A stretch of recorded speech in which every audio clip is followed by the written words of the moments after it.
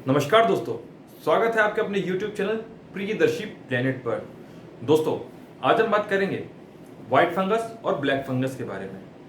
दोस्तों, कोरोना लहर अभी अपने पीक पर ही थी कि एक नई बीमारी ने दस्तक दे दी है और ये बीमारी काफ़ी ज़्यादा खतरनाक और जानलेवा है। अगर आपको कोरोना होता है तो आपके 90% चांसेस हैं कि आप बच जाएंगे, लेकिन अगर आपको ब्लैक फंगस होती है तो आपके बचने के चांसेस मात्र 50% होंगे। तो आइए जानते हैं क्या है ये बीमारी और कैसे इससे बचा जा सकता है, जानेंगे आज के इस वीडियो में।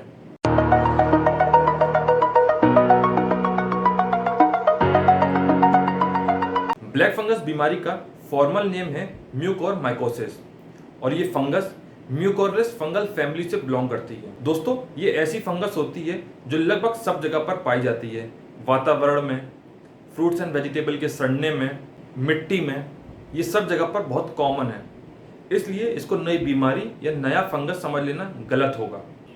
इस इन्फेक्शन को हम अपॉर्चुनिस्टिक इन्फेक्शन बोलते हैं, क्योंकि ये नॉर्मल कंडीशन में तो लोगों को इन्फेक्ट नहीं करती हैं, लेकिन जब इन्हें मौका मिलता है तो ये ईजिली ग्रो करती हैं और लोगों के लिए हार्मफुल हो जाती हैं। इनको अपॉर्चुनिटी तब मिलती है जब आपका इम्यून सिस्टम वीक होता है। दोस्तों, ये फंगस वातावरण में आसानी से पाई जाती है और अगर आपकी सांस के साथ ये अंदर चली जाती है तो आपको शायद कुछ नहीं होगा अगर आपकी बॉडी बिल्कुल फिट और हेल्दी है तो। लेकिन अगर आपका इम्यून सिस्टम वीक है तो अगर आपके सांस के साथ ये अंदर चली जाए तो शायद आपके लिए हार्मफुल हो सकती है। लेकिन फिर भी ये बहुत एक रेयर डिजीज है, आसानी से किसी को नहीं होता है। आपको बस ये ध्यान रखना होता है कि आपकी सराउंडिंग्स साफ सुथरी हों, नीट एंड क्लीननेस का ध्यान रखा जाए तो इस फंगस से बचा जा सकता है। अगर आप फिजिकली फिट हैं और आपका इम्यून सिस्टम स्ट्रांग है तो इस फंगस का होना या फिर इससे इन्फेक्ट करना आपको बिल्कुल ना के बराबर है। तो दोस्तों, सवाल ये उठता है कि इम्यून सिस्टम वीक किसका हो सकता है और ये इन्फेक्शन किसको ज़्यादा होने के चांसेस हैं। तो आइए जानते हैं। सबसे पहले बात करेंगे कोविड पेशेंट की जो हाल ही में कोरोना से रिकवर हुए हैं। जो सीरियस पेशेंट होते हैं उनको ट्रीटमेंट में स्टेरॉइड दिए जाते हैं, जिसकी वजह से उनका इम्यून सिस्टम वीक हो जाता है। इसलिए ये फंगस ऐसे लोगों को ईजिली इन्फेक्ट कर देती है। दूसरे होते हैं डायबिटिक पेशेंट और तीसरे होते हैं कैंसर पेशेंट, जिनके ट्रीटमेंट में केमियोथेरेपी चल रही होती है, जिसकी वजह से उनका इम्यून सिस्टम वीक हो जाता है।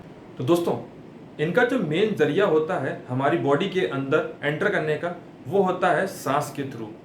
इनके छोटे छोटे स्पोर्स हमारे सांस के साथ अंदर चले जाते हैं और हमारे लंग्स को इन्फेक्ट कर देते हैं, जिसके बाद ब्लड फ्लो रिस्ट्रिक्ट हो जाता है और हमारे बॉडी में डिस्कलरेशन होने लगती है ब्लैक कलर की, और इसीलिए इसको ब्लैक फंगस बोलते हैं। अब यहाँ से ये इन्फेक्शन आंखों में फैल सकता है, सर में फैल सकता है और या फिर पेट में फैल सकता है। दोस्तों, इसके ट्रीटमेंट में एंटी फंगल मेडिसिन दी जाती हैं, लेकिन देश में एंटी फंगल मेडिसिन की शॉर्टेज है। कई सारे स्टेट में तो इसको एपिडेमिक घोषित कर दिया गया है। इसका दूसरा ऑप्शन है ट्रीटमेंट का सर्जरी, मतलब जो बॉडी का इन्फेक्टेड पार्ट होता है या फिर जो बॉडी में इन्फेक्टेड टिश्यू होता है उसको हटाया जा सकता है। इसका मतलब अक्सर करके उन पेशेंट्स की पूरा का पूरा जॉ हटाया गया या फिर आंख हटानी पड़ी क्योंकि वो सब इन्फेक्टेड थे, और ऐसे केसेस भी सामने आए हैं। दोस्तों, बात करते हैं इसके सिम्टम्स की।